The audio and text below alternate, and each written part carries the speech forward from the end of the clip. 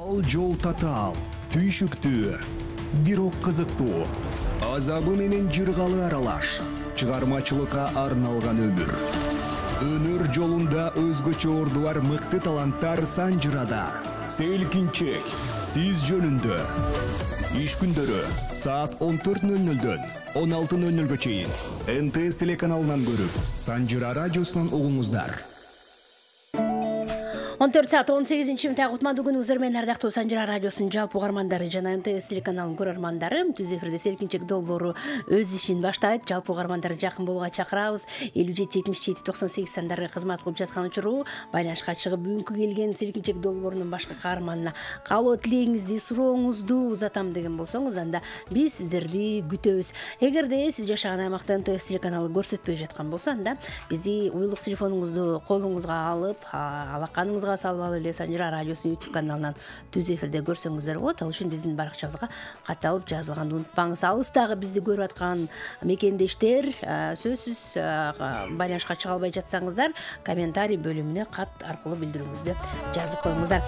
Селкинчек бүгүн өзгөчө гүлөнөт, жакшы маанайда гүлөнөт, жакшы ырлар менен гүлөнөт, анан дагы жакшы адам менен гүлөнөт деп айтсам жаңылбайт болушум керек. Себеп дегенде бүгүн Селкинчек долбоорунда, Селкинчек долбоорунун 10 жыл болушуна өзгөчө салым кошкон Кыргыз Республикасынын эмгек сиңирген артисти, Санжыра радиосунун эл артисти, керек болсо Санжыра радиосунун Манас орденин эстесем деле туура болот. Себеп дегенде ар дайым биз менен тыгыз байланышта болуп, чыгармачылыкта жакшы жаңылык болсо дароо бизге жүгүрүп жөнөгөн өзүбүздүн таланттуу агабыз студиябызга келип отурат. Мүнөзүнө ырлары шай келген, ырлары өзүнө шай келген, өтө бир жөнөкөй, өтө бир таланттуу өзгөчө инсан. Ким деп турсаңыздар, Айбек Касымов агайыбыз конокто. Кол чоолор болсун.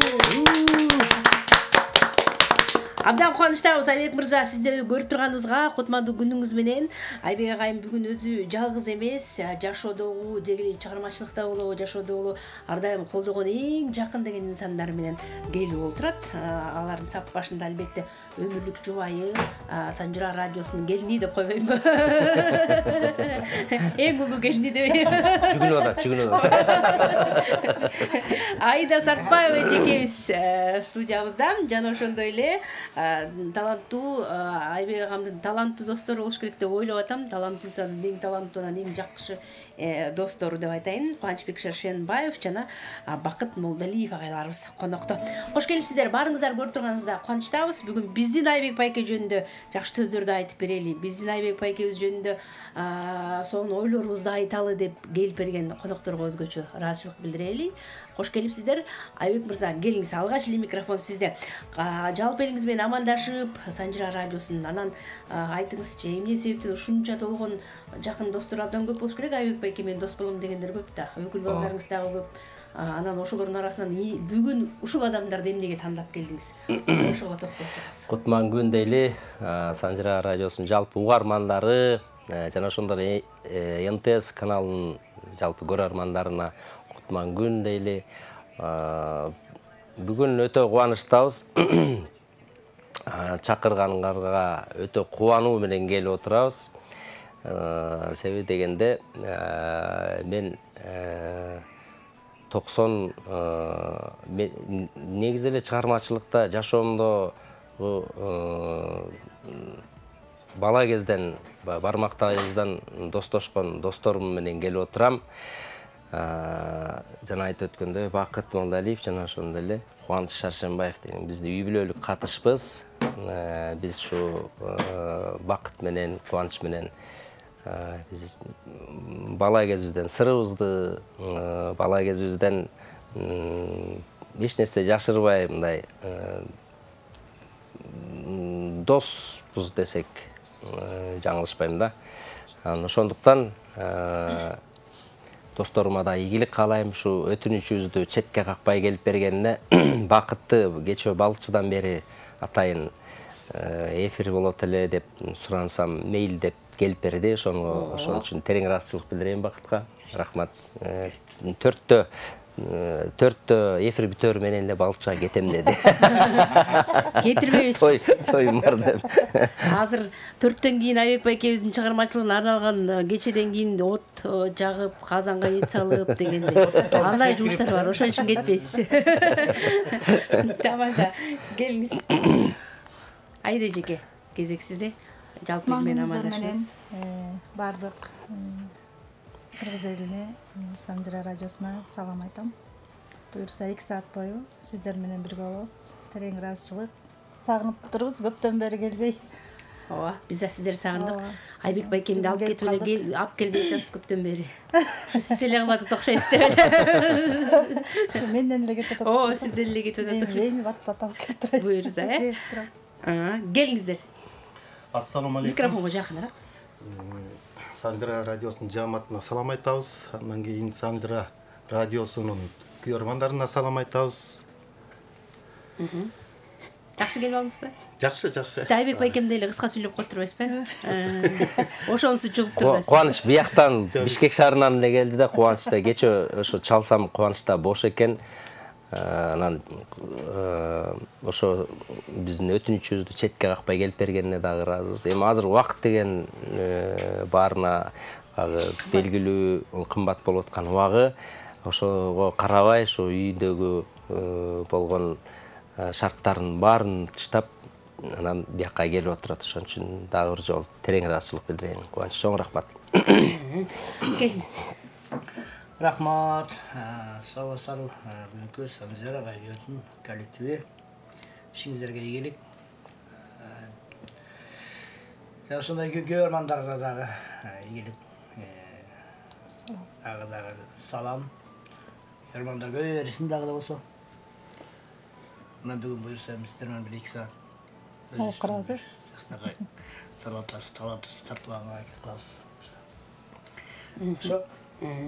Жакшы, келиңиздер. Бүгүн Айбек мырзанын мүнөзүнө жараша эфир өзгөчө болот деп ойлоп атам. Мен мүнөзүндөй шашпаган, ушундай бир жыргал, жакшы, бир селкинчек күйлөнөт деп атам. Себеп дегенде Айбек мырза мына Санжыра радиосуна канча жылдан бери кызматын кылып, ар дайым биз менен байланышып, угармандарды кубантып, мен билем Айбек мырзанын көрөрмандары Санжырада ого эле көп. Апалары бар, ар дайым жакшы көрүп, кагылып, согулуп, айланып кетейин. Айбегим менин Айбегим деп бурда бергендер да бар. Ошол апаларыбыз азыр алдыда сөзсүз байланышка чыгып, калуу тилектериңиздерди айтып, Айбек мырзага суроолоруңуздар болсо узатсаңыздар болот. Жакшы ыр менен программабызды баштайлы Айбек байке, анан ырдан соң анан улантабыз, ого кайда жүрүп эмне кылдыңыз, кимдин колун качан кармадыңыз, кандай болду эле деген сыяктуу суроолорго досторуңуздун жардамы менен дейинчи. Келиңиз. Анда эми Алымбек Коробаев деген агабыздын Акчардак деген ыры бар. Ушул көлдөн келген бакыттан салам катары учурашуу катары ырдап берели, аткарып берели.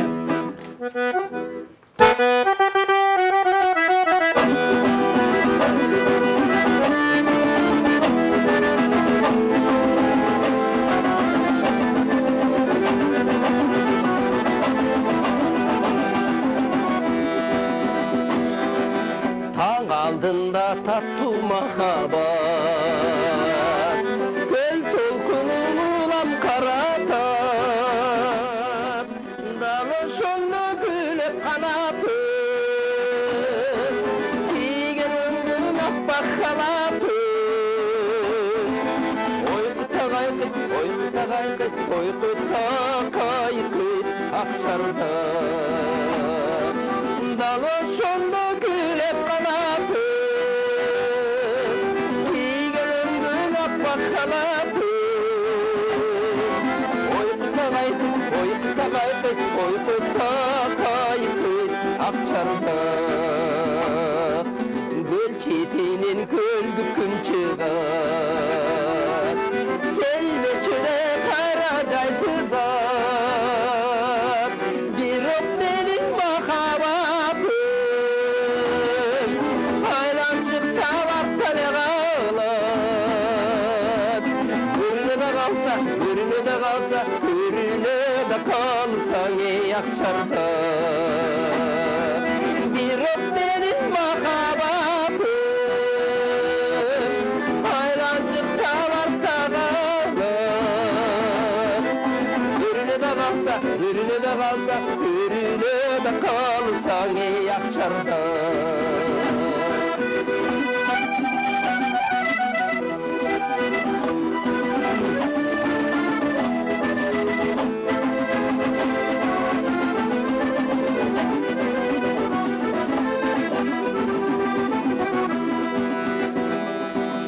Göl tübünde süzet akça var, göl üstünde süzet akçarda. Arasından tapmayım özümdü, unuttum bu aytkan sözümdü. Kaydasına süygün, kaydasına süygün, kaydasın süygün akçarda. Karbalastap tapmayım özümdü, unutalmayım aytkan sözümdü. Kaydasına süygün, kaydasına süygün, kaydasın süygün akçarda. Kaydasına süygün, kaydasına süygün, kaydasın süygün akçarda.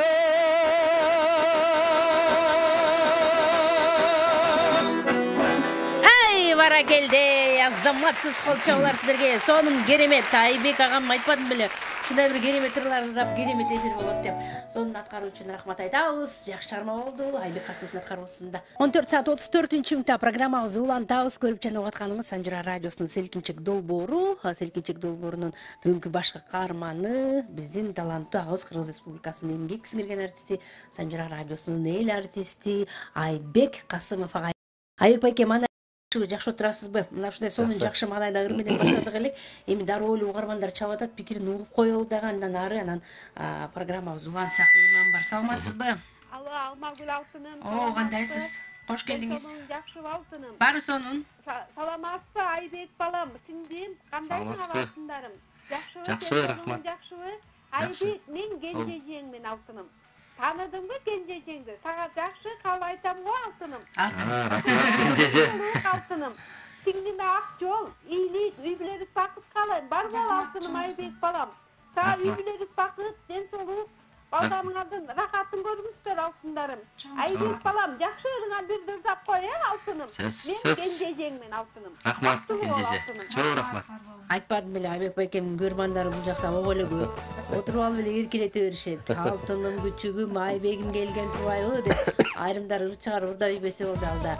57-77-98 сиз дагы байнашка чыгып калабы тилегиңизди узатсаңыз болот. Саламатсыңарбы Санжыра? Айбек келинчегине чыгармачылык эрүү, узак өмүр, үй бүлөлүк бакыт каалайбыз деп Бурма деген жекебиз биздин YouTube каналыбызга катар көрүүсүн жазып калтырган экен. Кайдан да көрүп атасыз, жазып койсоңуз толук маалымат жакшы болот эле. Москвадансызбы, Бишкектенсизби, Гүлденсизби, Нарындасызбы дегендей биз үчүн өтө маанилүү. Ким кайдан көрүп кат жазып жаткандыгы толук маалымат жазып коюңуздар. Айбек Касымов деген ысым ардактуу армандар чыгармачылык чөйрөдө өзгөчө мындай төбөсү көрүнүп калган азыр угарманымдын пикирин угуп койчу. Кайра чалып. Саламатсызбы? Алло, Алмаш, кандайсың? Жакшыбыз, кош келдиңиз. Кутмандуу күн. Рахмат, бирге болсун келиңиз апа. Айбек балам. Болгонуң ушинтип эле талантың ташкындай берсин, үй бүлөлүк ырыс кеши ынтымак каалайм. Сен ырыңды канча уксак да кемпирлер, пенсионерлер тажабайбыз. Рахмат. Жүзүңдөн ушундай күлкү кетпей эле үнүң такыр өчпөсүн балам. Үй бүлөң менен аман болуп, уулдарыңдын урматын, кыздарыңдын кызматын көр. Чоң рахмат апа. Ишиңе ийгилик. Рахмат апа. Мырдаган абдан жакшы көрөсүз. Мен МТС телеканалынан көрүп жатам, Ала Тоо жаңы конушунан. 68 жаштагы пенсионер апаңмын. Ой, бар болуңуз. Рахмат апа. Ден соолукта болуңуз. Рахмат айтабыз. Бизди программабыздын соңуна чейин көрүп туруңуздар. Айбек байкем ыраазы эле көзүм кичирээк кетти да чоң болгондо. Чоң кендеп. Таппай коймок болчу. Ушундай көзүңүз менен эле канча кишини караңыз тартып атасыз анан. Мындан чоңураак болгондо Кыргызстанда элдер калбай калмакпы деп ойлоп кетип атпаймынбы? Тоголок болуп койсом. Тамаша. Келиңиз Айбек мырза. Айбек Касымов деген ысым чыгармачылыкка канча жашынан баштап келген? Канча жашыңызда чоң сахнага чыккансыз? Анан Айбек Касымов деп деп дүңгүрөгөн атыңыз кайсы жылдарга туш келет десек болот? Мен алгач 6-классымда сахнага чыккам. Эң алгач биринчи жолу. Анан Андан кейін Айбек Касымов болып атым шыққан. Ол 2011-12 жылдары. 2011 жылы. Кайсыл чыгарма менен? Кымбатым чыгармасы менен элге атым таанылды десем. Мен ага чейин эле бир 9-10 ыр ырдагам. Бирок ошол ырлар эмнегедир эл арасында көп ырда албай, анан Кымбатым чыгармасы элге бата алынып кетти да. 6 жашыңызда кайсыл сахнада ырдагансыз? 6 классымда. 6 классымда Балык шаарынын маданият үйүндө эң алгач ошол сахнадан мөлмөлүм Барпы атабыздын мөлмөлүмүн ырдап сахнага чыкканда. Комузду канча жашыңыздан үйрөндүңүз ошондо? Комузду атам үйрөткөн. Комузду мен ошо бала кезимде эле тиги окууга бара элек кезимде эле 5-6 жашымда эле үйрөтүп, ошондо идирегим бар окшойт. Мени бала ошо окуй элек кезимде эсимде да. Ошо бир комузга окшогон таяк алып алып эле арыктын жээгинде ырдап отурчумун. Бул насыйкатты биздин тиги катарлаш кошуна атабыз бар эле, Кемел деген. Ошол атабыз Айбек насыйкат ырдап койчу деп эле ырдатып берчү да. Ошол эсимде калган. Андан кийин ошол атам комуз чертет окшойт деп анан комуз үйрөттү. Бир аз өзүм калдыратып жүрдүм. Анан кийин эс тартып калганда 3-4 классымда комуз үйрөттү. Ошодон өзүм үйрөнүп, андан ары өзүм алып кеттим да. 6 классыңыздан баштап музыкалык мектепти окудуңуз, музыкалык мектепти Балык шаарынан окудум, бирок аны толук окуган жокмун. 2 жыл окуп, анан кийин 2 жылдан кийин таштап койдум да, окубай. Себеби? Переходный возраст болду. 2 жылдан кийин эле переходный возраст болуп калды. 2 жылдан эле переходный возраст болуп кетти анан. Кайда окудуңуз андан ары? Андан ары мектептин иш-чараларында көп жүрүп калдык. Мына ошо 6 классымда Бакыт менен экөөбүз бир сахнада ага чейин деле мындай мектеп аралык конкурстар болот. Ошондо экөөбүз аккордеон чертет Бакыт менен ырдап, экөөбүз баягы ырдап калдык чогуу сахнадан мектеп арасында. Андан кийин район аралык болду, анан область аралык, анан республикалык конкурстарга анан экөөбүз чогуу барып аттык. Ушу чыгармачылыкта көп аралашып жүрдүк да. Анан 93 жылы окууну аяктап, анан 93 жылы Бакыттагы Бакыт бул азыр Музбетке тапшырган. Азыр Таштан Ерматов атындагы музыкалык окуу жай колледж болуп калбады. Ошол жакты Бакыт ошол окуу жайды бүтүргөн. Мен искусствоюсуна тапшырып, ошону 97-жылы бүтүрдүм. Бакыт мырза, айтсаңыз, ошондо бала кезиңизден бери эле конкурстарга чогуу катышып, чогуу жүрүп, чогуу ырдап, үзөңгүлөш болуп келатыпсыздар чыгармачылыкта. Ошо бала кезинде эле ушундай мүнөзү токтоо, көп ачыла бербеген, көп сүйлөбөгөн, бирок ырдаганда элдин баарын таң калтырган, ошондой беле же шок беле? Башында ушундай болчу, жогошпойчу. Жогошпу. Аябай эле. Айбек айткандай, мен деле экөөбүздүн эмеси окшош экен. Мен деле мынча бир Балыкчы алыстан тайтып дос болуп алгансыздар да. Бул жыгач кармап кетти. Мен мынчалык кыягым бар болчу. Крышанын үстүнө чыгып кыйкырып эле. Микрофонго жакыныраак. Ансаңдай Айбектин ошол мүнөзүндай жош, бирөөгө сөз сүйлөгөнү кыска жооп берет. Ооба, жактап. Жана десең, Таланты болсо өтө узак, өтө сонун. таланты узак. Талантса баа жок. Жок, жакшы айтып берет экен десе, сиз дагы кыска сүйлөп бересиз. Келиңиз анда, Аида эжеке, сиз качан тааныгансыз Айбек Касымовду? Айбек Касымов деген таланттуу уручу бар экен деп таанылгандан кийин тааныштыңыздарбы сиздер? Ага чейин эле таанышкансызбы? Биз ага чейин эле таанышканбыз. 98-жылы таанышканбыз. 98-жылы мен Балыкчы шаарындагы азыр Эсен Думанаев атындагы маданият үйү. Мурун болсо Балыкчы шаардык маданият үйү болчу. Анан жумушка мен жөн эле жумушка эмес концертке келип эле Ыргесе көрөм деп кыздар менен келип, анан бекер киребиз деп таанышыбыз бар деп келип атпайбызбы, тайкебиз бар деп анан ага келип анан эшиктен эле аны күтүп атсак Айбек чыгып калды. Кичинекей арык сары бала чыгып эле кыздар силер каяка деп калды. Анан концертке ошентип Байыш деген тайкебиз бар эле, ошого келип байкебиз бар эле десек анан жүргүлө киргиле деп эле анан чакырып коеюнбу деп анан кирип кайра келип жүрүп кире бергиле деп анан биздер Ыргесеге алып кирип кетти да. Анан мен бизди тааныган байкебиз бул ырдайт деп Ыргесе бүткөндөн кийин тааныштырып, менин карындаштарым деп тааныштырып анан бул кыз ырдайт комуз менен десе эле анан Айбек комузу бар экен да, комуз менен ырдайт экен. Анан комузун ырдайсың деп эле комузун бурап берип эле анан ошол кезде Думанаев, Эсен Думанаев директор болчу, эми улуу абышка болчу деп 60-тагы ата болчу да. Анан ал да өзү аябай маданиятка жан дили менен иштеген, күйгөн киши эле. Анан ай бас чыгып ырдачы, кана сен каным Гүлдос Момбетовго окшош экенсиң, ушундай сүйлөгөн киши болчу да.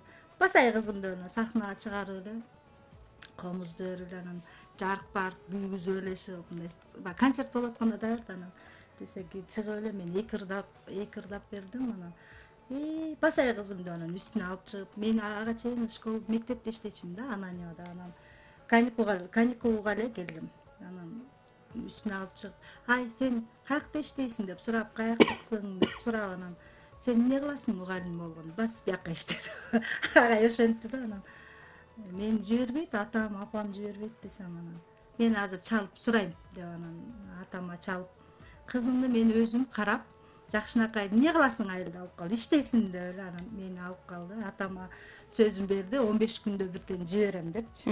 Макул деп анан иштеп калдым. Ошентип Айбек менен чогуу чыгармачылыкта кесиптеш болуп калдык. Менден мурун, 1 ай мурун Айбек майда келиптир да. Мартта келиптир. Андан мурун 97 бүтүп келип, балдар билим берүү борборунда иштечкен. Анан Айбекти дагы аякта эмне аласың деп анан Айбекти да Домпултур ошентип чакырып. Анан андан кийин эле 2 айдан кийин мен келип калдым. Майда келдим. Майдын аягында июндан баштап приказ чыгып иштеп калдым. Ошондон баштап чыгармачылыкта чогуу иштеп калдык да. Канча чогуу иштедиңиздер, чыгармачылыкта чогуу иштедиңиздер, анан качан баш костуңуздар ошондо? Айбек мырза канча сизди канча убакыт акмалап жүрдү, байкап жүрдү дегендей. Биз 98 келип 2004 үйлөндүк. Ошого чейин албай жүрөм 92. Аябай жүзү ойлонуп, толгонуп, толгонуп, өзү шашпаган жигит көп ойлонуп дегендей. Анан мамилебиз келишип 2004-жылы анан баш кошконбуз. Эң сонун. Досторубуздун жардамы менен анда да жүрө берип.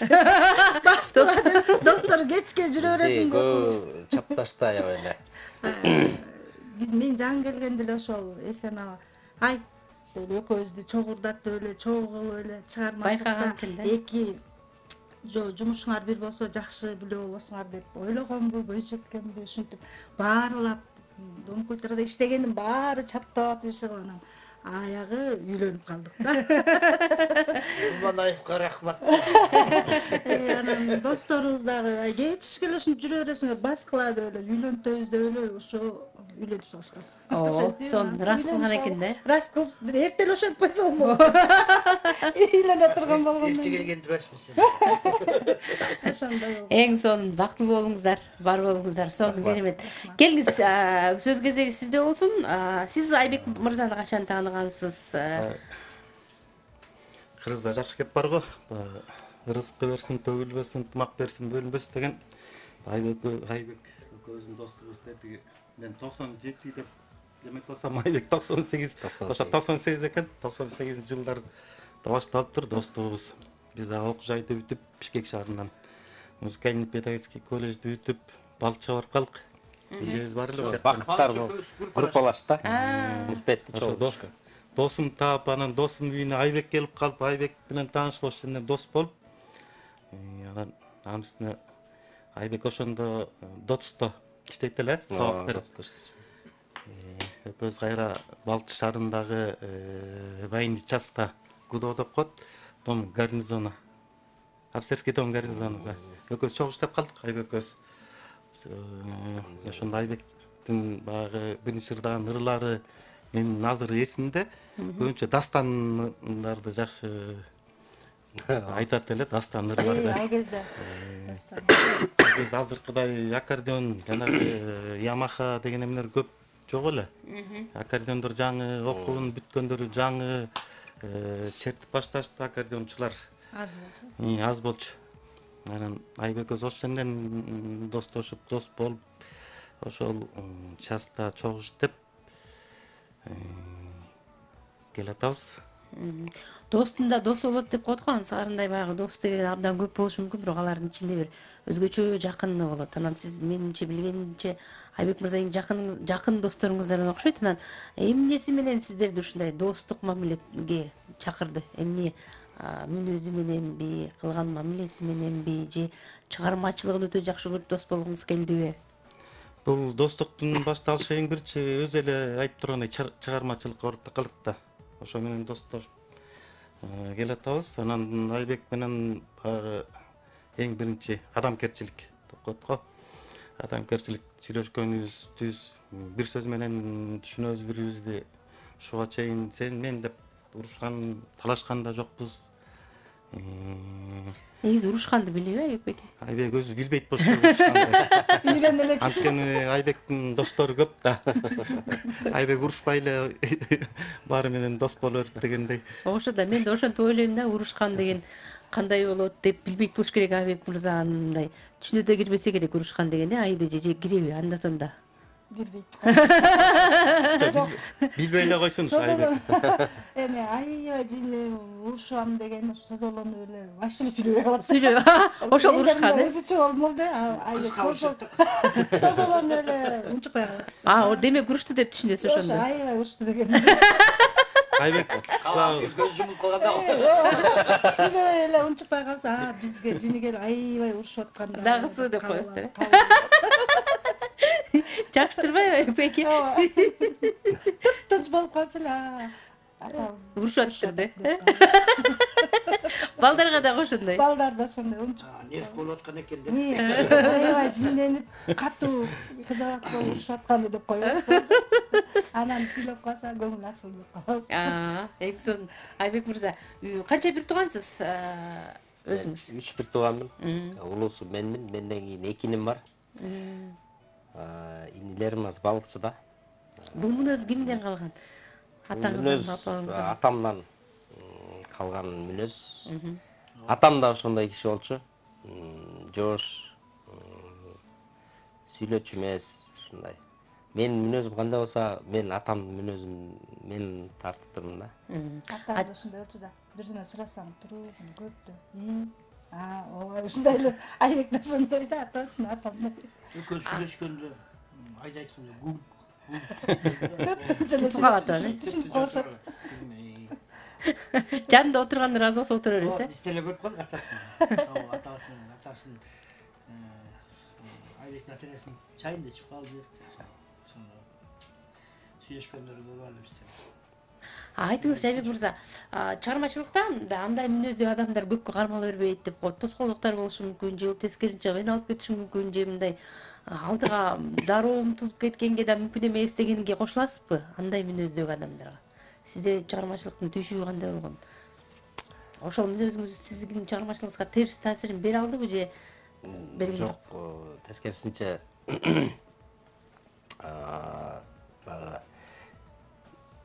жолтоо болгон жок да. Тескерисинче ушул мүнөзүм өтө жардам берди десем жаңылышпайм. Ушул мүнөзүм менен дос таптым. Ушул мүнөзүм менен чыгармачылыктагы агаларымды деги эле ушул жашоомдо канча дос күтсөм, канча ага, канча тууган күтсөм дагы ушул мүнөзүм менен таптым десем жаңылышпайм. Ошо мүнөзүңүздү жаккан үчүн ушундай жакшы адамдар жок деп тыялага келип атасыз. Сонун керемет бар болуңуз, ушул мүнөзүңүздөн жазбаңыз. Кандай болсо ушундай болуп жүрөрүңүз. Ыраазычылык билдиребиз. Айбек Касымов, ардактуу угармандар, келиңиздер эми кезекте ырга берели. Кимиңиздер бүгүн Айбек байкемди коттуктап бир ыраазычылык иретинде ырдап коесуздар. Ким? Айбек байке, ким ырдасын?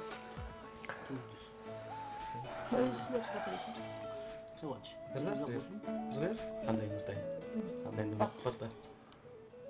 Кананда Шуулдаба терегим деген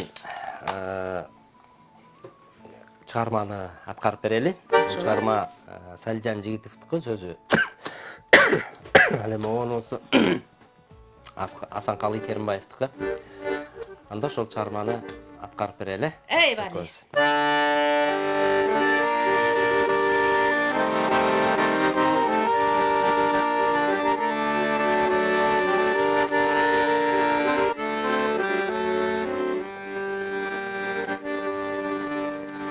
Жалбырактар жабыла күн чыгарып, жаны тынмай күйүттү чыгарып, шушу этеп качырып уйку кушун, шушу этеп көңүлдүн тынчын алып,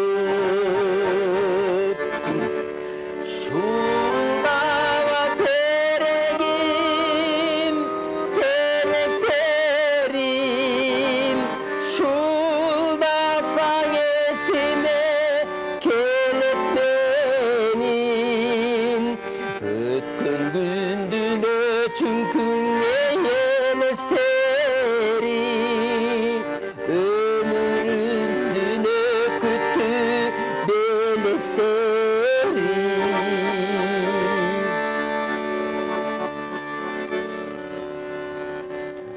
О мен анда бактылуу бир баламын, оюн күлкүгө бөлөк кулаганым, уктаганым байкамай калар элем, угуп жатып теректер шуулдаганым. Шуулдава терегим, теректерим, шуулдасаң эсиме келет менин, өткөн күндүн өчүнкүңе элестери, өмүрүмдүн өкүттү белестери.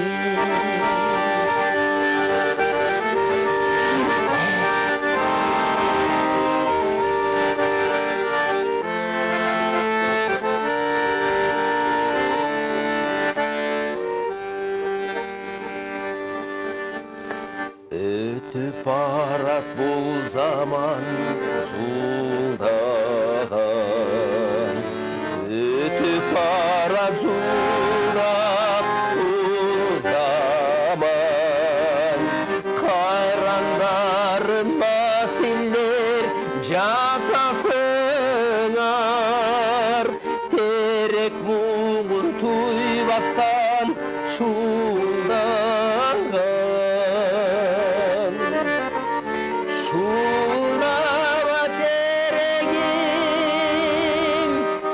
теректерим, шуулдасаң ыйлагым келет менин, өткөн күндүн өчүнкүңе элестери,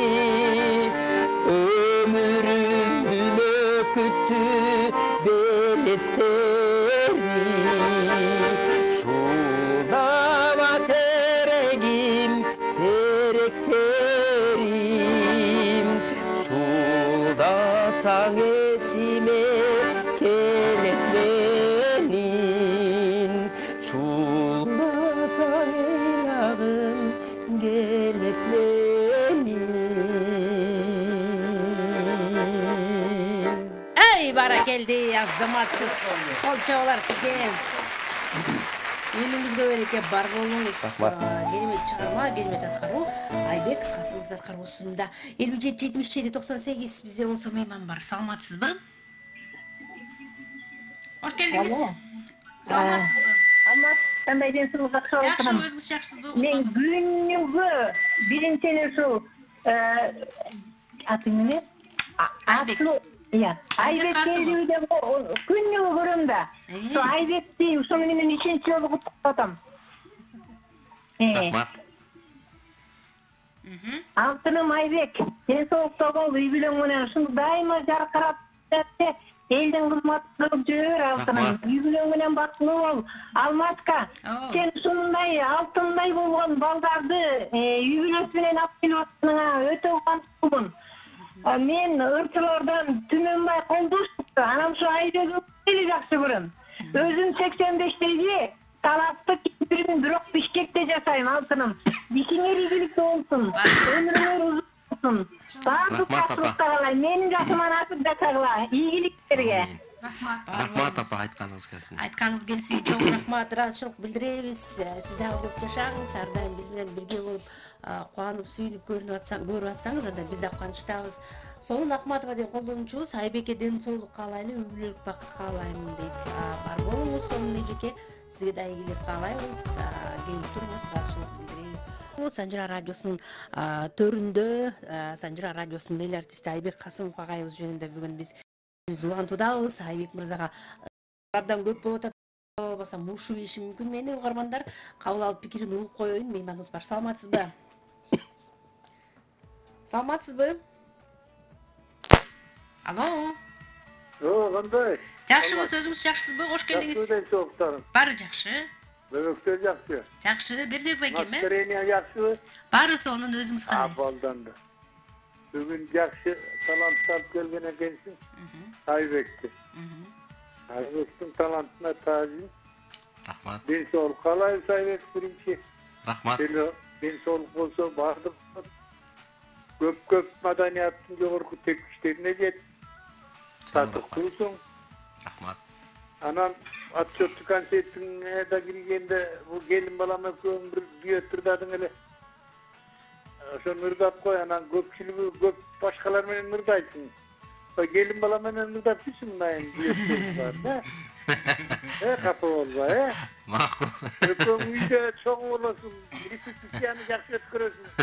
Анан дуэтке чыкканда да жакшы болот да. Тамаша. Рахмат. Буйрса. Рахмат. Ат башында биздин туруктуу угарманыбыз Бердибек мырза, рахмат айтабыз сизге, ыраазычылык билдиребиз. Кийинки мейман бар. Саламатсызбы? Саламатсызбы, Алмагүл? Жакшыбыз, өзүңүз жакшысызбы? Кош келдиңиз. Кош келдим. Бул Айбек канча жолу тиги Санжырага келет. Мен ошончо жолу добуш берем. Айбекке таанылып деле калсам керек. Мен эскерсем Ганиби апам. Мамлекетинин кызымын. Бул Айбекти 2008-жылы дагы келгенде мен суроо бергем. Каяктын күйөө баласы дегенге, сен сугара аласыңарбы деп Айбектин эсинде болуш керек ал. Ана мен бул Айбектин концертинде ушу Санжырадан деп билет утуп алып, 2 билетин алып, анан Алпкам экөөбүз бардык эле биринчи концертинде. Анан алып барып, ошондо айтып отуруп, Айбектин 5 баласы бар дегенден залдын ичине айтпай эле кой. Аябай тиги кол чапкандарын.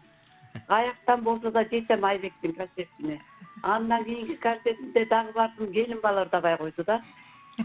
Эми Айбекке чыгармачылык ийгиликтерди каалайм. Балам чачың агарып кетиптир, ал убакта мурунку концертте эле кара эле чачың агарып. Келин бала жакшы багай. Баксы келгенде эмнеге чачың агарат? Анан сенин кандай эр болсо да ырдасаң да мен кызматымды сурайм. Анан акчаны да ошо дээрине жеткире алып барасың.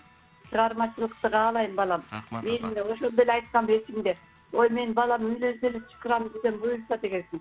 Балам 27-ге чыкты эмдегенче катын албай тайлан. Эгер алып калса кайдан болсо салам алтыңа кетейин. Рахмат апа.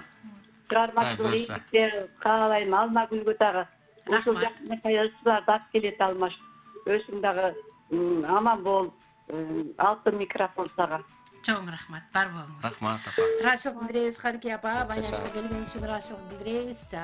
Мына келин бала айтпадым эле, Санжира радиосунун келин баласы деп айылып. Ооба. Жакшы бак. Ак келбей. Агат деген. Угарман бар, саламатсызбы? Алло, үн алыңыз, үн азайтып алыңыз. Алло, Саламатсызбы? кандай Алмашка? Жакшы, өзүңүз жакшысызбы? Кош келипсиз. Жакылдап жүрөсүңбү балам? Жакшы, рахмат апа, келиңиз. Бүгүн эң сыйынычылап келсин. Айбек менен Айдага ушунчалык бакыт албай калайын. Өмүр узун болсун, кол кармашып 90га чыккыча ырдан жүрүшсүн. Рахмат. Кыргызымдын желегин бийиктикке көтөр балам. Маданиятты бийиктикке көтөр. Дүйнө таанысын сени. Эжең, көрдүк кыз. Атыңыз? Атым Киршов Келезхан. Рахмат, бар болуңуз. Байланышкан үчүн ыраазычылык билдиребиз. Көлдүктөрдөй болобу, көлдөй болобу. Рахмат сизге, бар болуңуз, келип туруңуз дейли. Самара Алымбаева деген колдонуучу, саламатсыңарбы дейт. Абдан жакшы үй-бүлө келиптир, иштерине ийгилик каалайм, мүндөрү болуп бийиктей берсин. Биз Москвадан көрүп жатабыз, абдан кубанып көрүп турган учурубуз деген экен. Рахмат айтабыз Самара жеке, Москва жергесинде көрөрмандардын баардыгына бизден ийгилик болсун. Мейман бар, саламатсызбы? Алло, саламатсызбы? Жакшыбыз, өзүңүз кандайсыз? Кандайсыз, Салмагүл? Жакшы, өзүңүз кош келипсиз. Бүгүнкү рахмат, бүгүнкү эфир абдан жакшы болуп жатат. Мен Айбектин чыгармачылыгын абдан сыйлайм. Айбекке, үй-бүлөсүнө, жанында отурган жигиттердин баарына чыгармачылык ийгилик, турмушунда болуп турган, келе жаткан улам баскычтардын баарын басып, жакшы наамдарга жетишсин, үй-бүлөсү менен аман-эсен болуп, кыргыз элине кызмат кылып жүрө беришсин. Рахмат. Мен Санжира радиосун көптөн дайыма угам, телевизордон көрөм, бирок биринчи жолу чалып атам. Сиздердин чыгармачылык топко да ийгиликтерди каалайм, Алмагүл. Абдан жакшы алып барасың, ишиңе ийгилик. Атыңыз ким эжеке? Атым Динара. Динара жеке. Бар болуңуз, мындан ары тааныш болуп жүрөлү, келип туруңуз. Кабыл этиңиз үчүн рахмат айтабыз. Айбек мырзага айткан кабыл тилектериңиздин баардыгы кабыл болсун.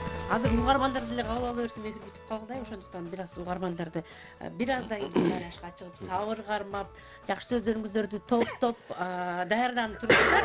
Азыр эми программабызды улантып ырга кезек берели. Азыр Айбек байкебиздин жакшы досу жакшы бир ырын чыгармасын даярдап, Айбек агама арнап ырдап коеюн деп аккордеон колго алып даярданып калды. Кубанычбек мырза, келиңиз. Кайсыл ырды аткарасыз Айбек байке? Камчыбек Жусупов агабыздан жетпей келем деген аткарып берейин, Баракелде.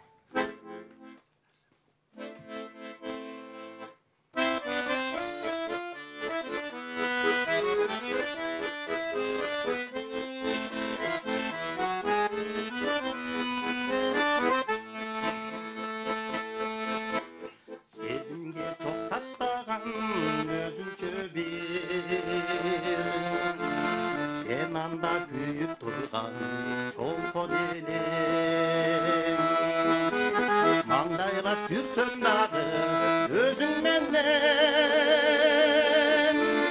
максаттың айтуудан мен сүйүндүң айтуудан мен оюңдуң айтуудан мен коркор элем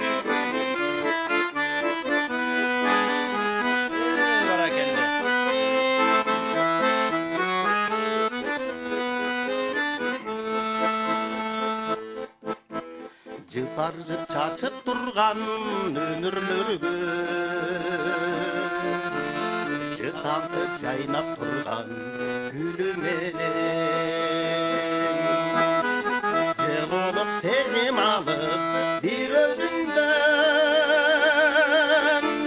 жыргатчу махабатка сыйлашчу махабатка кумарлуу махабатка конор элем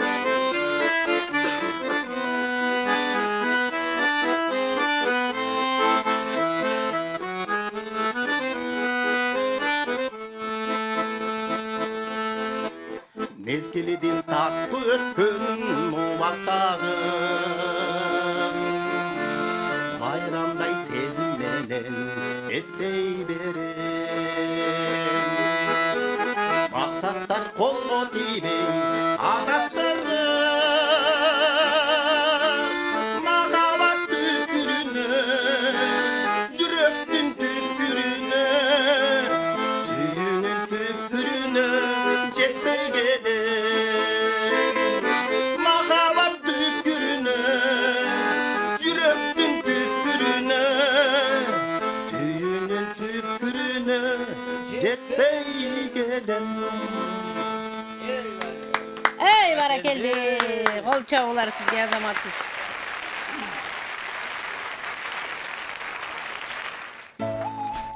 Айбек мырзанын ошондой таланттуу досторунан дагы жакшы бир чыгарма, ардактуу угармандар. Программабызды улантабыз. Айбек Касымов агайыбыз бүгүнкү Санжыра радиосунун башкы каарманы селкинчек долбоорунда Айбек мырза жөнүндө сүйлөшүүдөбүз. Айбек мырзага каалоо тилектер же жөн гана суроолор болсо дагы узатсаңыздар болот. Айбек мырза, азыр мен жакшы бир суроомду узатайын деп турамын. 57-77-98 сандарын терген угармандарды бир аздан соң кабыл аламын. Сабыр кылып күтүп туруңуз жана Санжыра радиосунун YouTube каналынан бизди түз эфирде көрүп комментарий бөлүмүнө билдирүүлөрдү жазып калтырсаңыздар болот. Айбек Касымов Санжыра радиосунда бир эмес бир нече ирет Санжыра радиосунун жылуу жыйынтыктоочу концерттеринде ар жыл сайын катышып, анан атайын сыйлыктарга ээ болуп келген. Ошол Санжыра радиосунун селкинчек долбоорунда дагы атайын диплом алган.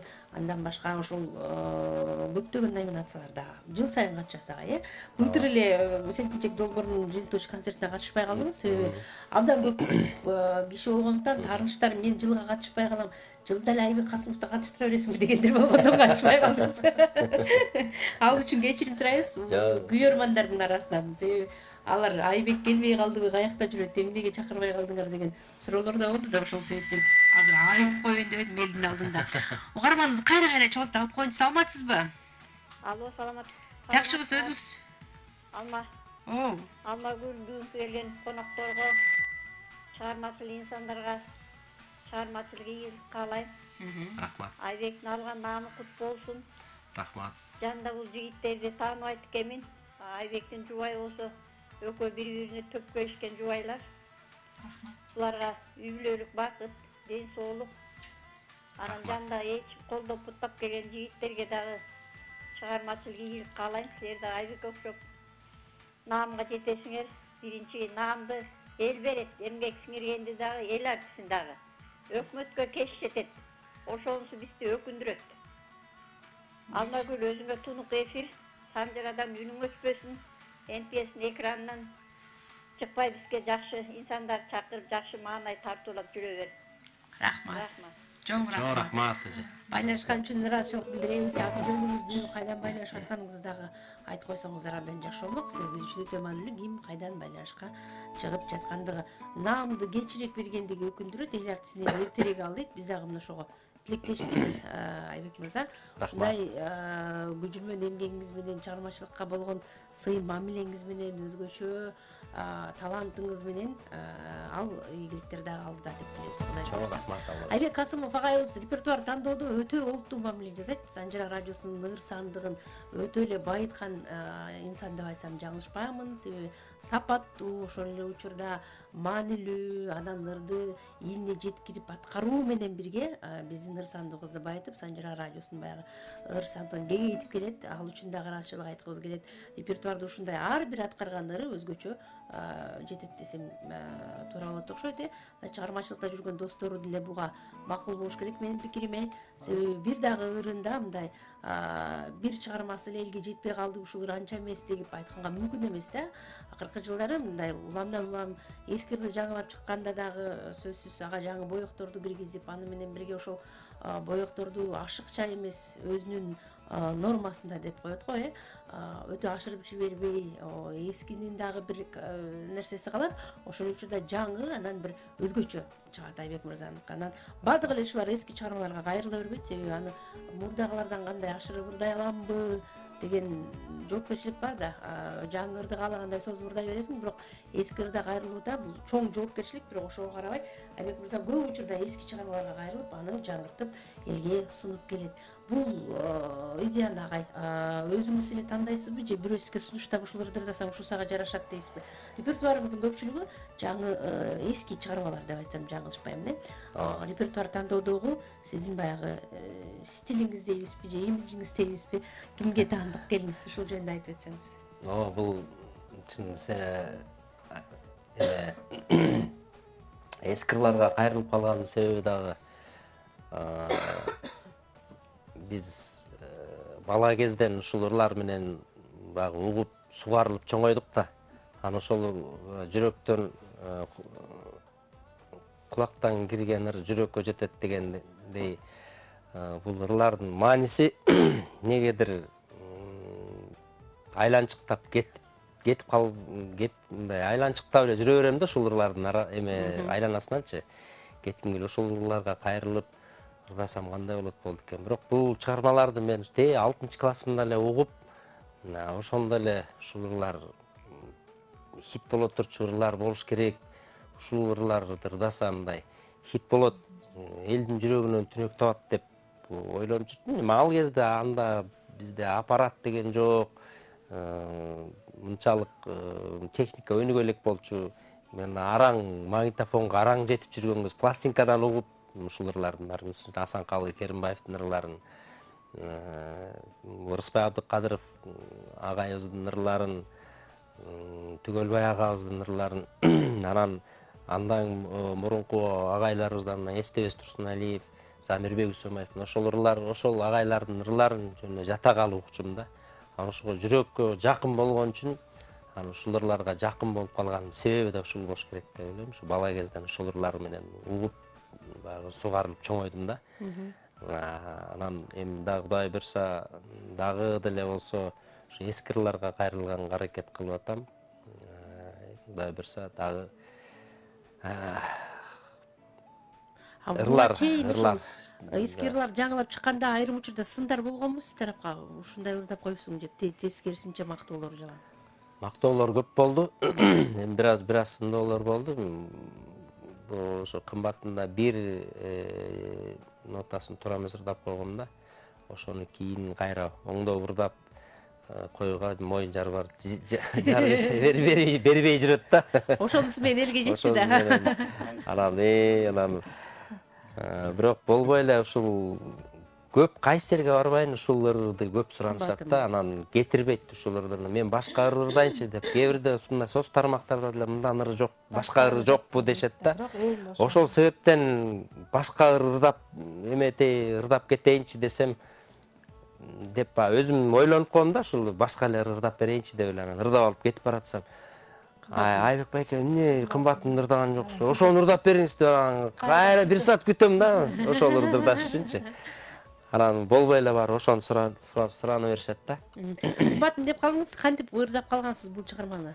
Кымбатым чыгармасын 2011-жылы Кадыр түн фестивалына ырдайын деп конкурска даярдангам. Анан 2011-жылы Ысык көл Кадыр түнгө барып ырдап, анан ошондон чакыруулар көп болду да. Ошол ырды ырдагандан кийин бул ыр менен конкурска барып место деле алган жокмун, эч нерсе алган жокмун да. Бирок эмнегедир элдин жүрөгүнө жакын жагып сиңип калганбы, ушул ырды кайра ырдап берчи дешип көп суранышты. Андан уже көп радиого көбүрөөк чакыра баштады. Эң алгач ушу чакырганда мен багы розыгрыш болуп атат го деп ойлогом да. Мен чакырат деп. Мен деле радиого барчу деле эмесмин да. Ага чейин жана айтып атпайм, 9-10 ыр жаздырдым. Бирок анда Балчарын иштеп барып келип жүрчүмүн. Анан ал ырларым деле көп деле мындай элге таанылган жок. Көп болсо апакем кайда, мен кайда ушул мындай таанылуу болуш керек. Бирок кымбатымчалык таанылган жок да. Анан ошо кымбатымды ырдагандан кийин эле бирөө ошо эфирге чакырып калды радиогонан. Тамашалап атат го деп, макул деп эле. Ага чейин ушу тамашалай берчү да. Анан ошондойго деп эле, макул деп эле анан. 2-3 күндөн кайра чалып атпай, саламатсызбы? Унутуп калган жоксузбу ушу кымбатым деген ыр менен эфирге чакырып атты эле, келип бересизби? Аны ошондо ишенип атпайм. Чынында чыгып атты. Мындай анан атайым бар, анан баягы радиого. Канча жашта болчусуз агай ошондо? Анда 2011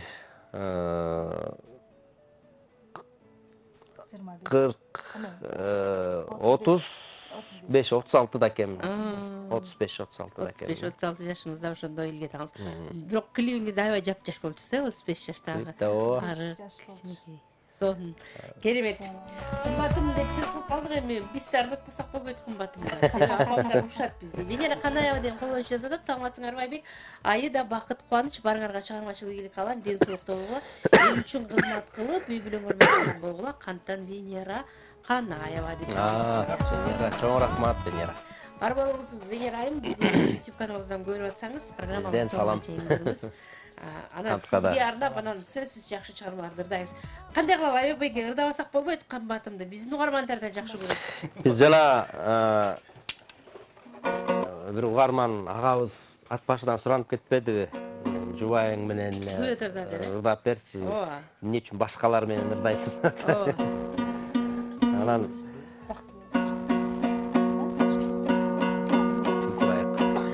анда Алыкул Осмонов агабыздын сөзүнө жазылган обону Камчыбек Букалаевдин Түнкү кайык деген керемет чыгармасы бар, ошону ырдап берели. Айда эжекем менен бирге, Жубайым экөөбүз тартып алып берели. Жакшы болот, келиңиз.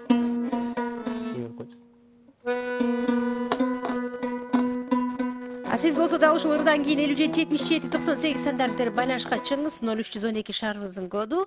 Санжыра радиосунун YouTube каналына катталып, жазылып, комментарий бөлүмүнө билдирүү жазган утпаңыздар.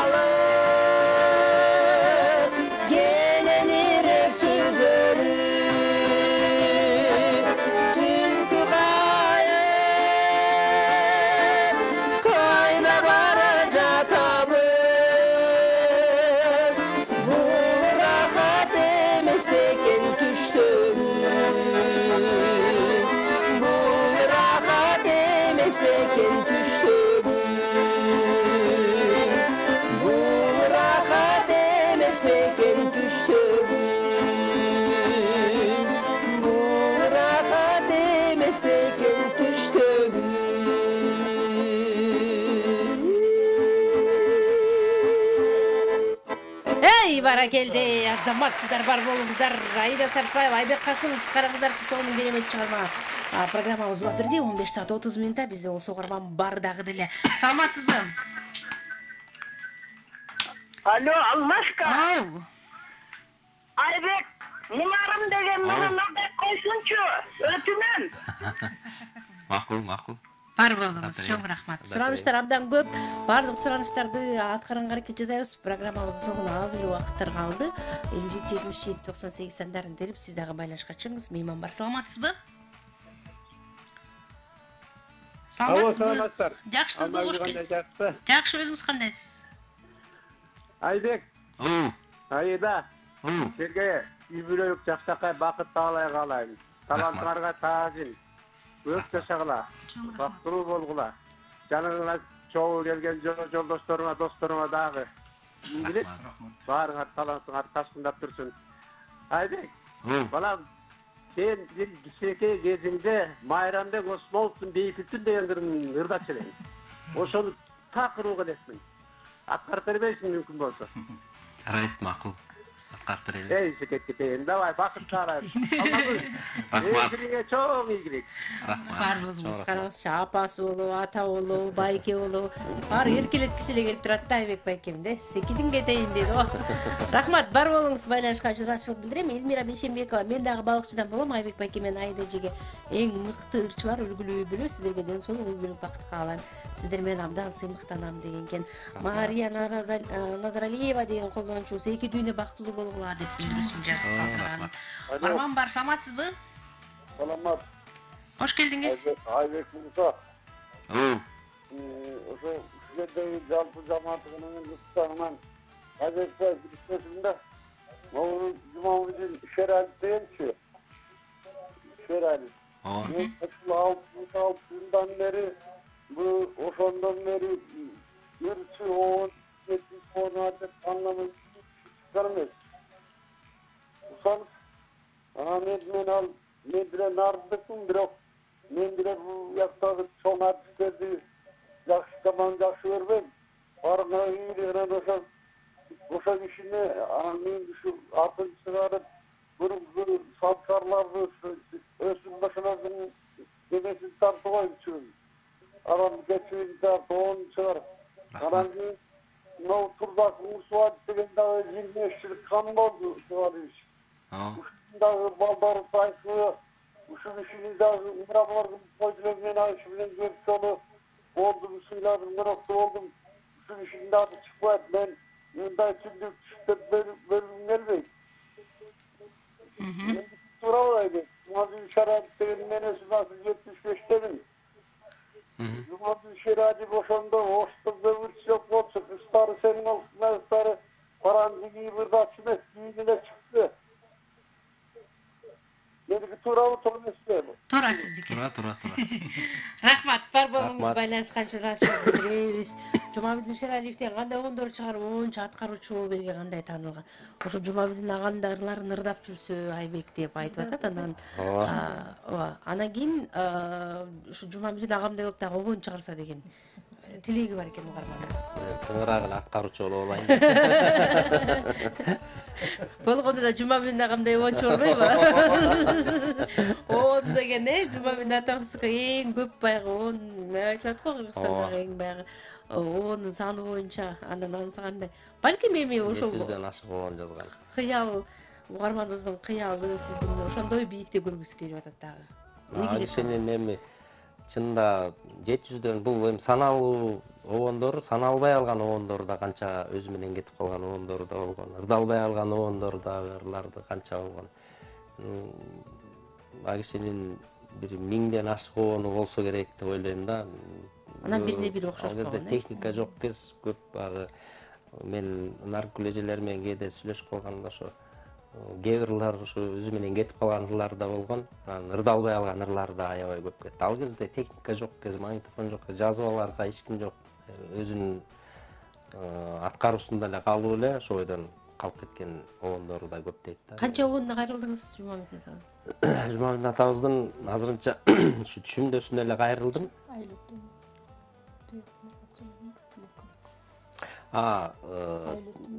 Жок. Тилекгүл Абылова экөөбүз ырдаган кош жылдыздай жаналы деген да бир керемет кийинки чыккан чыгармаларынан да сейрек ырдалган ырлары ошол чыгарманы да ырдаганбыз. 2 ырына кайрылган. Түшүмдөнү мен ушу бала кезден эле эме угуп жүрчүмүн бул ырды, анан ушул ырды аткарып көрсөм кандай болот балким. Бул эми буга чейин аял кишилер аткарып келген. Шахрат Алипова эжебиздин аткаруусунда оркестрдин коштоосунда да ырдалып жүргөн эжекелерибиз көбүнчө аял кишилер ырдап, айымдар ырдаганда, анан ырдап көрсөм болот болуш керек деп мен да ырдап көрдүм. Анан эл тараза эл сынчы да жагабы жакпайт. Жакшы кабыл алышты элдер. Ал ырды дагы сурагандар көп. Айда эжеке, айтсаңыз, Айбек Касымовдун репертуарында кайсыларды өзгөчө жакшы көрөсүз, кымбатымдан башка? Сизге өзгөчө жакканы? Ар бир ыры эле жагат да бизге үйдөн, ар бир ырын жактырып угабыз. Жүрөккө эң жакыны. Жүрөккө эң жакыны эңсө жакшы көрөбүз. Көп эл да жакшы көрөт. Дагы кайсы көп эле бүт эле ырларын жакшы көрөбүз. Ыр тандоодо жардам бересиз, ушул ырды ырдасаң кандай болот деп. Же Айбек мырза өзү эле тандап өзү эле ырдайт? Жок, кээде кеңешебиз, бул муну ырдайын, муну ырдасамбы деп атат, да деп атам деген деп үйдөн репертуарды экөөбүз тандайбыз. Анан кеңешебиз да. Кеңешип анан мен дагы оюмду айтам, эгер сынчым ушул биринчи. Эгер деп кээде кошулат, кээде мындай кылат, ошо кошулам да, салымым бар. Жакшы. Эң сонун албетте баягы таланттуу мырзанын артында бир өзгөчө айым турат дегендей, сиздин дагы ошол чыгармачылыгын төшүнүп күн болобу, түн болобу, кайда жүрбөсүн ошону колдоп, өзүңүз да чыгармачыл инсан болгон үчүн да абдан жакшы түшүнүп, эки чыгармачыл үй бүлө болгон үчүн балким ошондон Айбек мырзага көбүрөөк баягы жардамыңыз болгон үчүн өзүңүздүн чыгармачылыгыңыз бир аз артта калгандай, көбүрөөк ошол токтотком да. Артта калган көп эле токтотуп койгом десем болот да. Туура калгансыз, биздин апалар ушма азыр сизге. Ушул кишинин аркасынан киши болуп жүрбөйбүзбү? Жакшы, аял жакшы, эр жакшы деп кыргыздар бекер айтпайт да, туурабы, Ооба. Келиңиздер, Айбек мырза үйдө кандай тамак ашты тандап жейби? Макул, урушпайт экен, эчтеке сөзү жок экен, балдарга дагы мүнөзү жок экен. Жөн эле унчукпай калса эле таарынып калыптыр деп айтабыз деп атпайсызбы? Унчукпагандан эле түшүнүп калдык. Тамак ашка кандай? Тамак өзү унчукпагандан тамак ашын унчукпай эле жей берет. Анда эле унчукпай жей берет дейсизби? Тамакты тандап жейт. Чайды ысык жейт. Тыкылап жебейт, колдун камырын жейт. Картошка, гүрүч, суп дегендер жактырбайт. Камыр тамак. Биз күлүп калабыз үйдө. Койдан манты, оромо, суюктан кесме, жупка ушундай да. Атабыздын табитине жараша биз да ичип атып көнүп калдык. Балдар дагы же ошого көндүк дегендей. Чөп-жар жебейт. Чөп-жар жебейт. Тоокмуртун жейт. Чөп-жар жебейт, ошо көбүнчө ошо камыр, колдун тамактарын жейт да, мындай. Сатып келгендерди жебей коет да. Анан атабыз ачка калбасын деп кайра жазайсыз ошого жазууга туура келет. Кыргыздын нукара жигиттери ошондой болуш керек, Айбек беке?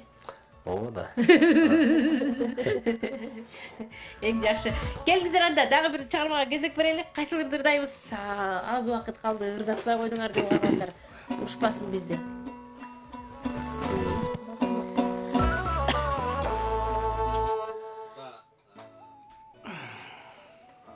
Жаныш Алиев агабыздын сөзүнө жазылган Касымбек Абдрахманов биздин агайыбыз. Ушул мектепте ушул Касымбек Абдрахманов агайыбыздан сабак алган, ошонун окуучусу десем, нагы окуучусу десем жаңылышпайм. Ошо Касымбек агайдын аркасында жүрүп аккордеон үйрөндү. Өзүнүн да идиреги бар дегенде мурун баягы шыгы болгон үчүн ошол аккордеонго умтулуп ошону аягына чейин үйрөнүп, ошо Касымбек агайдан үйрөнүп кетти. Ошол агайыбыздын Көлүмдүн сулуу кыздары деген ыры бар. Керемет сон.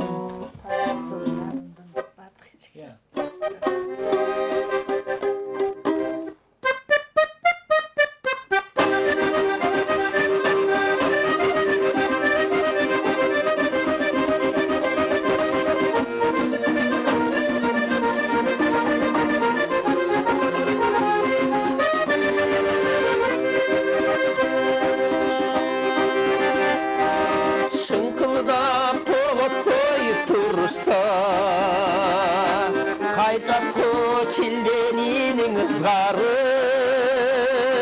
жайылған аязды қыш күні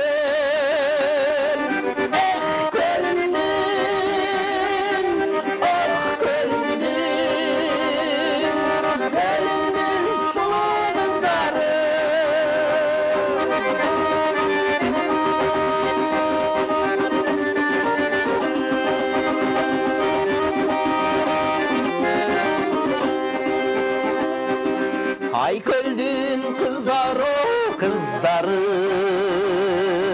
сілерсіз гүлі жоқ сұлулы байылған жігіттің жүрегін екінші бір қайра екінші қайрылып сыр берді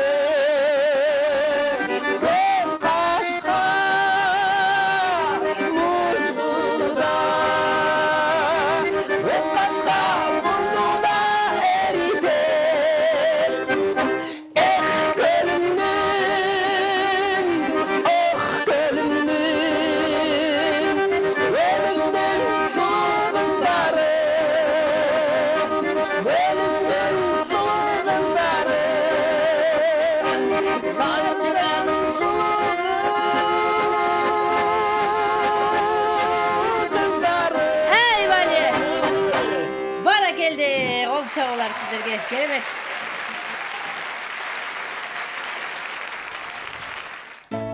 Сонун аткаруу, сонун чыгарма бар болуңуздар. Гөлдүн сулуу кыздарынан арналган керемет ардактуу көрөрмандар.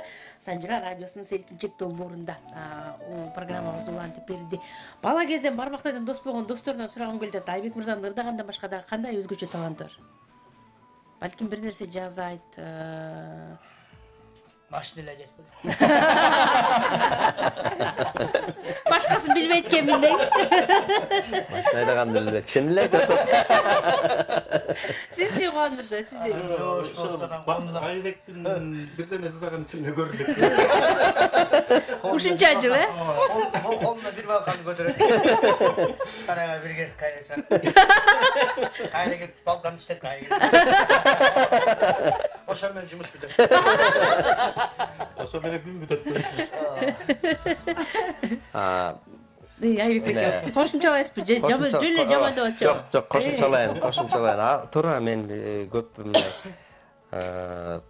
балка көтөрүп, аябай мындай устачылыгым деле жок, бирок бакыттын устачылык өнөрү баягы жигитке 70 ыраазылык кылат деп баардыгын кылат да. Машинени да оңдойт өзү, үйдө ремонтун өзү жасайт. Айбектин үйүндө жазат. Ошону айтып бере атпайм. Өзүнүн үйүн жасайт, анан өзүнүн үйүн жазып атып, меникин кошо жасап кетет. Анан аккордеондо чертет, комузда чертет. Ар тараптан ише баардык колуна эмне тийсе ошонун баарын жасап салат да. Айбекти жөн эле ырдасын деп Кудай таалам жараткан да. Ошо ырын эле элге жеткизип жүрө берсин. Жеткизип жүрө берсин. Ошон үчүн маңдайына ушундай достору жазган турбайбы? Колунан келгендир, баарын жасаган.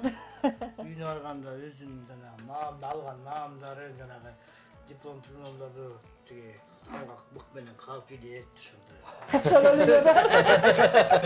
Ошону эле жасайт, э? Аны да кайра жеңем кайра айтып атып жасап атпаш керек, э? Мыккан үйрөнүп отур. Тамаша калып. Элгө чыкты, мыккан.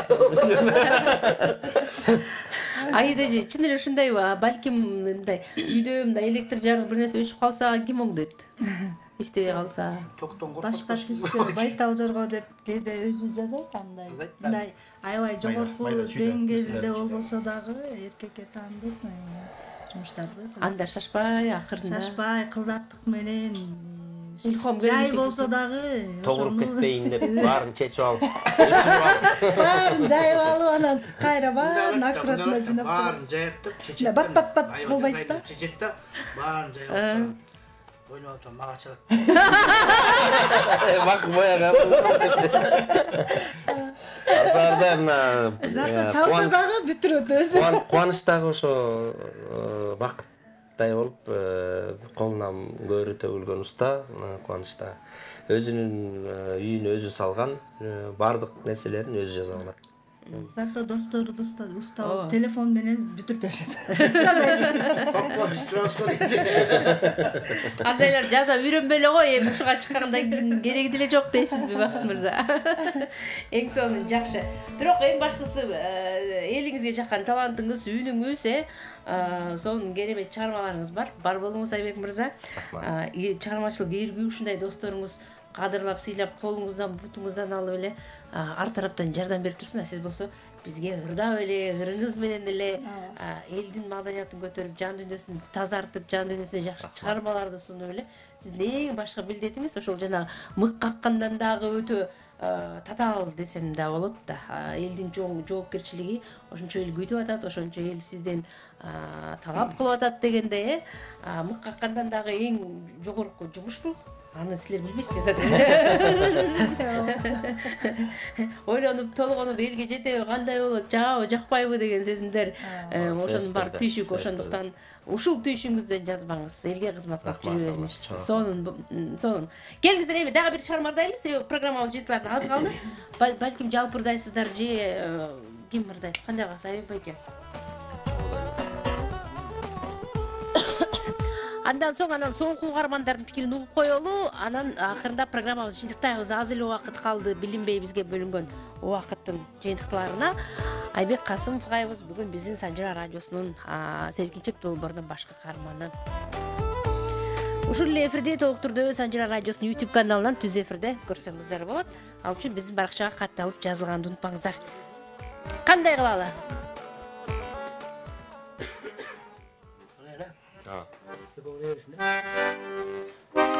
Анда Камчыбек Жусупов агайыбыздын өмүр жөнүндө толгонуу деген чыгармасын берели. Чоң барыбыз.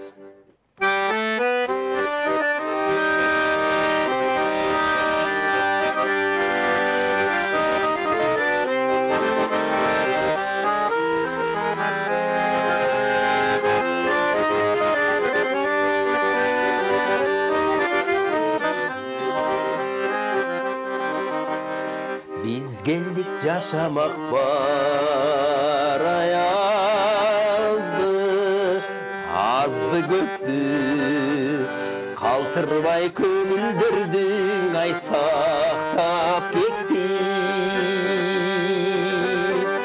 Bu ömürdir verilgen, davaya gel, alsak demaz yaş olun, alsak demaz yaş olun, yaş olun armın öçtü.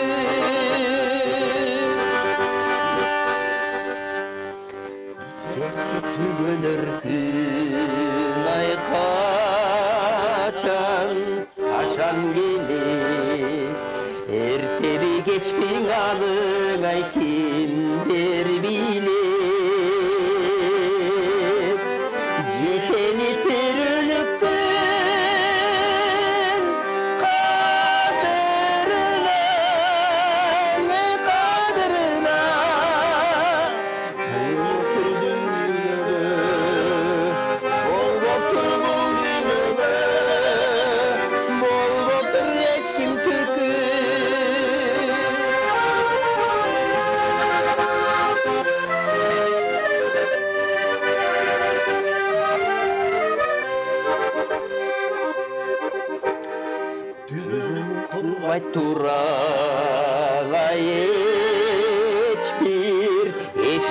берсе, не болмок мезгилдеги рай адам жеңсе. Барыңды 45 жашка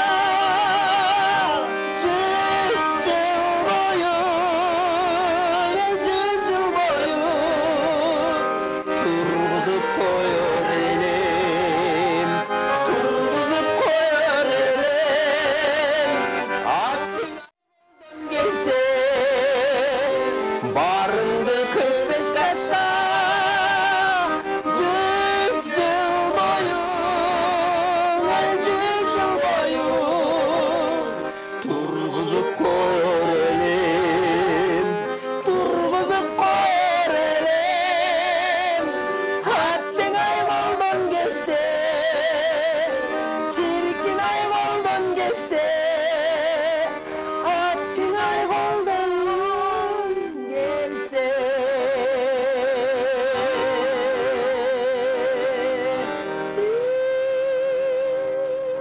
Эй, баракелде, кол чабуулар сонун керемет. Албетте, чыгармачыл адамдарды өзгөчө Айбек мырза 45 жашка тургузуп коет элек, сизде айла жок. Ушундай болуп атпайбы убакыт деген угарман бар, кабыл алып коелу. Саламатсызбы? Алло, саламатсыздарбы? Кутман күнүңүз. Жакшыбыз, Кочкорбай мырза, кош келдиңиз. Жакындан карындашым, ден соолуктарыңыз жакшы? Баары сонун, өзүңүз кандайсыз? Бүгүн конокто укмуш биз жакшы көрүп, сүйүп, угуп жүргөн, ырларын угуп жүргөн Айбек иним келиптир. Менин кааларым чың ден соолук, чыгармачыл ийгилик, келин бала менен бактылуу бол. Рахмат ага. Ар дайым Кудай буйрса эл артисти болушуңуз керек. Кошто кийген агайларга да ден соолук каалайм, чыгармачыл ийгилик, үй бүлө менен аман болуңуздар. Чоң рахмат. Карындашым сизге тунук эфир. Чоң рахмат. Бар болуңуз, убакыт бөлүп, бириңизге бай байлашка чыгып, кабыл тилегиңизди айтып коеюн деп келген үчүн сизге ыраазычылыгыбызды билдиребиз. Бар болуңуз, айтылган кабыл тилегиңиз кабыл болсун. Кудай буйрса, эмки чыгармачыл кечеде Айбек мырза Кыргыз Республикасынын эл артисти деп тааныштыралы. Бул тилек көпчүлүк угармандардын пикири болду. Кудай буйрса, эмки чыгарылыштарда ушундай бир жакшы жаңылык болуп калат деген үмүтүбүз чоң. Айбек Касымовдун чыгармачылыгын 2 саатка батыруу мүмкүн эмес. Ар бир чыгармасын, аткаруучулугун талдап, ошол авторлор менен биргеликте чакыра турган болсок, бир чыгарма үчүн эле ошол 2 саат убакыт кетиши мүмкүн. Ошондуктан убакыт деген учкан куш экен. Билинбей бүгүн биз бардык чыгармаларына кайрылып, бардык сиздер суранган ырлардын баарын ырдабай калдык. Сураныштар абдан көп болду. Кийинки чыгарылыштарда сөзсүз аткарып беребиз деп сөз берели. Жана Айбек мырза, сиз сураган ырлардын баары Санжира радиосунун ыр сандыгында бар. Бизди байма-бай тыңдап турсаңыздар эле ошол жактан дагы уга аласыздар. Тилекке каршы бизге бөлүнгөн убакыт дагы соңку мүнөттөрүнө келип жетти. Жакшы менен өткөн өмүр жамандын өтүп кеткен өмүрүндөй деп бекеринен айтпаса керек. Кандай 2 саат өткөнүн билбей калдык. Жыйынтыктап жатабыз. Эркин микрофон узатайын. Келиңиздер. Бүгүн Айбек агабыздын Санжира радиосунун эл артисине келип жакшы сөздөрдү арнап берген мен таланттарга ыраазычылыгымды билдирем. Биздин Айбек байке жөнүндө айтып бербедиңерби? Сиздерден койбоймбу? Келиңиздер. Жетиптүү сөз. Айбек байке эң аягында сүйлөсүн. Айбектин чыгармачылыгына дагы ийгиликтерди каалайбыз. Бар бол досум. Рахмат. Дайым жакшылыктарды деле, ошентип жакшы ырларды дагы болсо жакшы ырларды өзүнүн несин чыгарып жүрөт. Дагы болсо эски ырларды эл алдына тартуулап чыгармачылыгы ийгилик. Мындан кийин дагы бир эл артист деген намга буйрса. Рахмат айтканыңыз. Бар бул. Жалпы угармандарга дагы дайым ошо Санжира радиосун угуп, Санжирада ошо Айбек болобу, кимдер болушу жакшыларга бир болуп жүрөбүз. Рахмат. Эң биринчиден ошо Санжира радиосунун жааматына чоң рахмат. Айбек досубузду, аяшыбызды чакырып, аркасынан биз кошо келип ушинтип отурабыз. Эл менен таанышып, сиздер менен таанышып, ишиңиздерге ар дайым ийгилик болсун, жеңилдик болсун. Андан кийин ушу досум Айбек досумдун айда аяшыма үй бүлөлүк багыт каалайм. Ден соолуктары берген болсун. Рахмат. Ушундай жакшы ийгиликтерди багындыра берсин. Балдар кыздарыбыз чоңоюп келатат. Ошолорду тооруна кондуруп, келин алып, кыз uzatып дегендей. Рахмат. Жакшы даражага жетсин. Чоң ата, чоң эне, тайыне деген жашка барыңыздар. Рахмат. Сиздерди тарталы. Эки тең кыз берген таята тайыне. Эң сонун. Бакыттын да бир эмесин айта кетейин. Уулу менен сыймыктанса болот. Бакыттын уулу жаштар арасында аябай популярдуу болуп аткан Фриман 996 ошол Бакыттын уулу. Фриман Бакыт байкен уулу деп эч ким ойлобосо керек. Өзү деле баласы деп. Бакыттын уулуна да чыгармачылык ийгилик каалайлы. Жүр аман жүр, азыр гастролдоп жүрөт. Аман болсун, чыгармачылык ийгилик дагы. Акылбекке. Фриман деп Акылбек өзүнүн аты. Фриман өзүнүн кайман аты. Ошо Бакыт байке таап берген окшойт алат. 9-6 деп. Мына эки досуңуз аябай шаңыраңдап, сүйүнүп, кубанып келип бүгүн Айбекибиз жөнүндө сүйлөп бересиз. Көрсө Айбек мырза биздики билген эмес окшойт.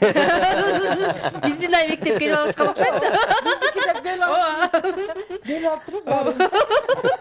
Көрсө биздики экен Айбек мырза, эми билдиңер, Жана бир угармандын өтүнүчүн аткарып, бир куплет аткарып берип коелу, Жетишебизби?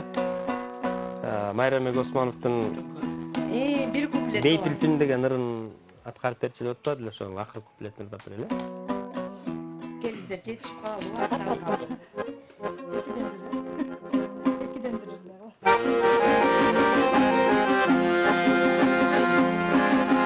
Azayıp elin ağımı, karayıp göçe jarığı, uykuğa çömüp baradan, tınçıda durmuş kayığı. Asmanı kaptap karanlığı, ay yıldız ele bağlandı, gündür baran tüm tuğlar, düşümün arkan zamandı. Asmanı kaptap karanlığı, ay yıldız ele bağlandı, gündür baran tüm tuğlar, düşümün arkan zamandı. Düşümün arkan zamandı. Бара келди, кол чабуулар. Келиңиздер эми, Айбек мырза, айда жеке жетип өтүшсүз сиздерден болсун. Биринчиден Санжыра радиосуна терең ыраазычылык билдирели. Угармандарга кимде-ким чала албай калган угармандарга да терең ыраазычылык билдирели. МТС каналын көрүңүздөр, Санжыра радиосун угуңуздар. Бардык кыргыз элиме тынччылык каалайбыз, дүйнө жүзүндө тынччылык болсун, кыргыз элибиз аман болсун, ушундай эргечилер көп болсун. Чоң рахмат сиздерге. Бар болуңуз, сизге да рахмат айтабыз. Келиңиз, Айдыжек.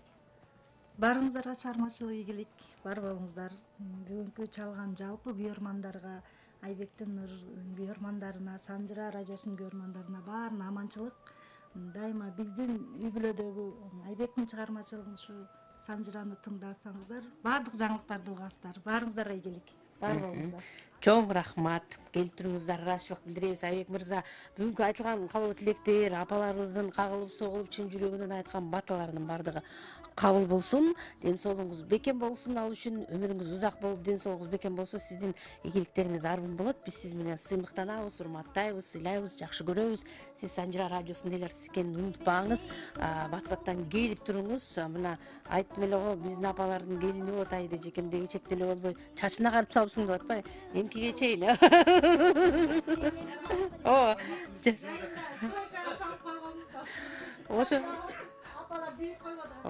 Ошон үчүн жакшы караңыз. Эмки чыгарышка чейин биздин Айбек агабызды жакшы карап, жакшы багып, жакшы чыгармалар менен иштеңиздер, Сөз бериңиз эң сонун. Рахмат сиздерге. Ардактуу угармандар, мына ошентип МТС телеканалынын Серкинчек долбоору өзүнүн соңку чыгарылышы, бүгүнкү күндүн чыгарылышы жыйынтыкталып жатат. Атым Алмагүл, сиздер менен коштошом. Кайрадан эфирде амандашканчакта жакшы туруңуздар. Ал жол татаал, түйшүктүү, бирок кызыктуу, азабы менен жыргалы аралаш, чыгармачылыкка арналган өмүр. Өнөр жолунда өзгөчө орду бар мыкты таланттар Санжырада. Селкинчек, сиз жөнүндө. Иш күндөрү саат 14:00-дөн 16:00-га чейин НТС телеканалынан көрүп, Санжыра радиосунан угуңуздар.